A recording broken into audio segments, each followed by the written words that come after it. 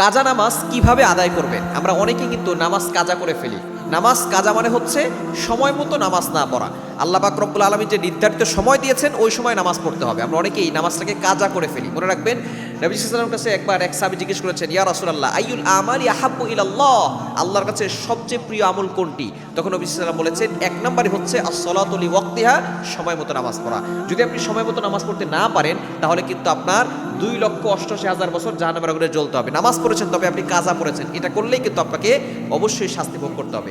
এখন যদি কোনো কারণ, যেমন আপনি অসুস্থ আছেন, অথবা আপনি মুসাফির, অথবা আপনার মা অসুস্থ, আপনি হাসপাতালে নিয়ে গিয়েছেন, কোনো কারণে নামাজ কাজা হয়ে গেছে, এই নামাজটা আপনি কিভাবে পড়বেন? ফর এক্সাম্পল, আপনার জোহরের নামাজ কাজা হয়ে গেছে, আপনি আসরের নামাজ পড়ার আগে আগে জোহরের নামাজটা পড়ে ফেলবেন। এখন যদি আপনার এমন হয় যে জোহর, আসর, মাগরিব তিনটা একসাথে কাজা হয়ে গেছে, তাহলে আপনি এশারের নামাজ পড়ার আগেই এই জোহর, তারপরে আসর, তারপরে মাগরিব, তারপরে আপনি ইশারা নামাজ পড়বেন। অর্থাৎ ধারাবাহিকভাবে আপনার নামাজটাকে সিরিয়াল মেনটেন করে তারপরে আপনি কাজা আদায় করবেন।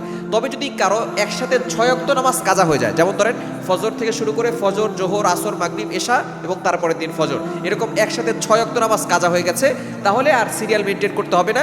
আপনি যে কোনো সময় আপনি কাজা নামাজটা একসাথে আদায় করতে পারেন, অথবা আপনি আলাদা আলাদা করেও আদায় করতে পারেন। যেমন আপনি জোহরের নামাজ পড়ছেন, আগের দিনে জোহরের নামাজ কাজা হয়ে গেছে, আপনি জোহরের নামাজ পড়ার আগে নিয়ত করলেন, আল্লাহ আমার গতকালকের কাজা নামাজটা আমি আদায় করতেছি, আল্লাহু আকবার। অবশ্যই এভাবে আদায় করলে আপনার নামাজ আদায় হয়ে যাবে।